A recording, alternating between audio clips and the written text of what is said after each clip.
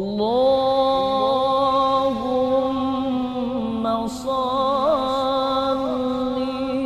wa sallim ala nuril anwar.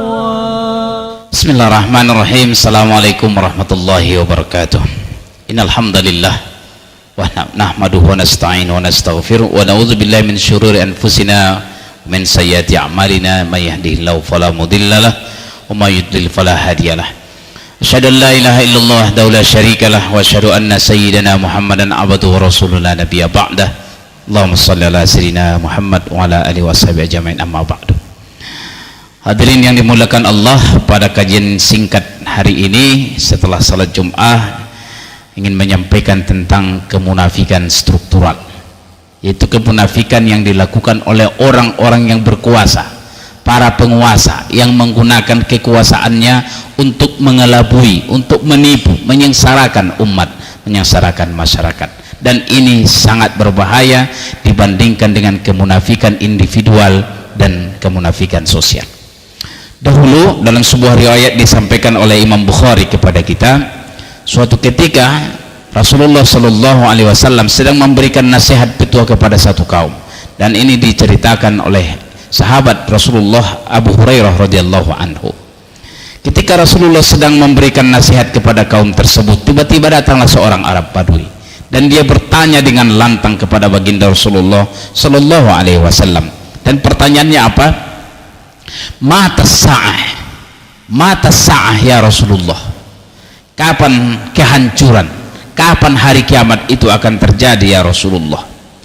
Dan Rasulullah Shallallahu Alaihi Wasallam tidak memberikan respon, tidak menjawab terhadap pertanyaan itu, dan dia terus, baginda Rasul terus memberikan nasihat, petuah kepada kaum yang sedang dihadapinya dalam majelis tersebut. Lalu sebagian orang berkata Rasulullah tak mendengar, karena itulah Rasulullah tidak menjawabnya. Dan sebagian lagi mengatakan Rasulullah dengar, tapi Rasulullah tidak mau untuk menjawabnya. Namun setelah Rasulullah selesai memberikan petuah, lantas Rasulullah bertanya kepada yang hadirin. Apa pertanyaan Rasulullah? Siapa tadi yang bertanya? Siapa tadi yang bertanya tentang as-sa'ah, hari kiamat, hari kehancuran itu? Dan orang itu mengangkat tangan, saya ya Rasulullah.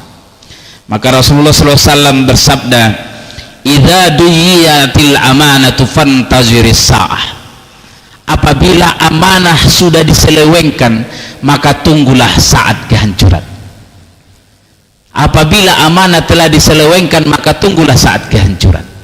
Dan yang bertanya tadi itu jujur dia, dan dia tidak tahu kaifa idu'atuha ya Rasulullah, bagaimana amanah yang diselewengkan itu ya Rasulullah. Baru Rasulullah kembali menjawab dengan satu ungkapan yang tegas, idza wusidal amru ila ghairi ahlihi fantaziris sa'ah. Apabila satu amanah, kepercayaan, kepemimpinan, tanggung jawab ditimpakan, diberikan, dibebankan kepada orang yang tidak mengerti, bukan ahlinya, maka tunggulah saat kehancuran. Hadis riwayat Imam Bukhari. Hadirin yang dimuliakan Allah, ada pesan yang kita ambil di sini. Ini masalah kepemimpinan, masalah amanah kepemimpinan. Dalam Al-Quran surah An-Nisa 58 itu Allah jelaskan agar apa? Allah menyuruh, innallaha ya'murukum an tu'addul amanati ila ahliha. Allah memerintahkan supaya sampaikan amanah. Jadi kalau sudah diberikan kepercayaan amanah kepemimpinan, maka itu harus disampaikan kepada orang yang memberikan amanah kepada kita. Oleh karena syarat yang pertama adalah punya ilmu. Orang yang memegang kekuasaan, yang diberikan kepercayaan amanah kepemimpinan, yang pertama adalah punya ilmu dan wawasan yang luas. Karena persoalan semakin banyak, sehingga butuh kecerdasan. Siddiq, amanah, tabligh, fatonah yang diberikan oleh Nabi itu wajib dimiliki oleh setiap pemimpin. Yang kedua, dia harus berbadan kuat dan sehat. Dan yang ketiga, dia adalah terpercaya. Sebagaimana terpercaya Nabi Yusuf ketika dia meminta amanah itu, saya hafizun alim, inni hafidhun alim, aku orang yang mampu menjaga amanah kekuasaan ini dan aku paham berilmu tentang ini. Dan ketika orang-orang yang berkuasa tidak menjalankan amanah kepemimpinannya karena kebodohannya atau karena kezalimannya atau karena keserakahannya, maka itulah yang disebut dengan kemunafikan struktural. Dan ini sangat berbahaya. Kenapa? Karena dengan tanda tangannya yang berkuasa itu bisa memberikan dampak yang sangat luas dan sangat dalam kepada umat atau kepada masyarakatnya.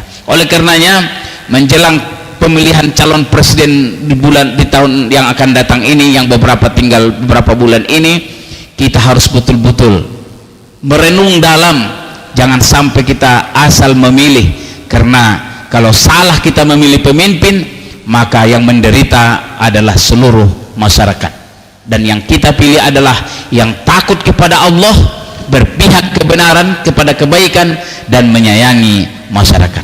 Demikian, semoga bermanfaat. Hadanallahu yakum ajma'in. Wassalamualaikum warahmatullahi wabarakatuh.